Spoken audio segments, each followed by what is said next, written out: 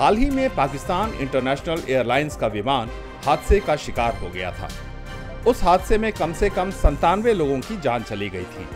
विमान के रिहायशी इलाके में दुर्घटनाग्रस्त होने के चलते न सिर्फ कई मकान जमींदोज हो गए, बल्कि स्थानीय लोग भी बुरी तरह हताहत हुए। लेकिन इस हादसे को लेकर अब चौंकाने वाले खुलासे हो रहे हैं।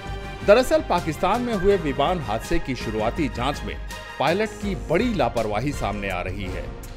शुरुआती जांच की जो रिपोर्ट सामने आई है, उसके मुताबिक पायलट ने उड़ान के दौरान एटीसी की 3 चेतावनियों को अनसुना कर दिया था।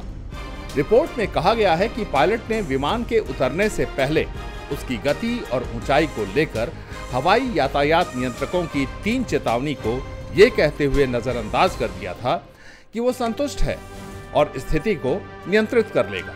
रिपोर्ट की माने तो विमान के पास 2 घंटे 34 मिनट तक की उड़ान भरने जितना पर्याप्त ईंधन था, जबकि उसका कुल उड़ान समय 1 घंटा 33 मिनट दर्ज किया गया।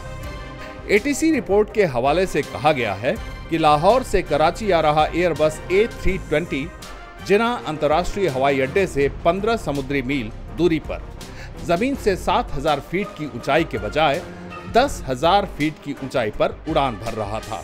एटीसी ने जब विमान की ऊंचाई कम करने को लेकर पहली चेतावनी जारी की, उस वक्त उसमें बताया गया कि नीचे आने के बजाय पायलट ने कहा कि वो संतुष्ट है। इतना ही नहीं, जब हवाई अड्डे से विमान महज 10 समुद्री मील दूर था, तब विमान 3000 फीट के बजाय 7000 फीट की ऊंचाई पर था। एटीसी ने विमान की ऊंचाई कम करने के लिए पायलट को दूसरी चेतावनी जारी की, मगर पायलट ने फिर कहा कि वो संतुष्ट है और स्थिति को संभाल लेगा और वो नीचे उतरने के लिए तैयार है।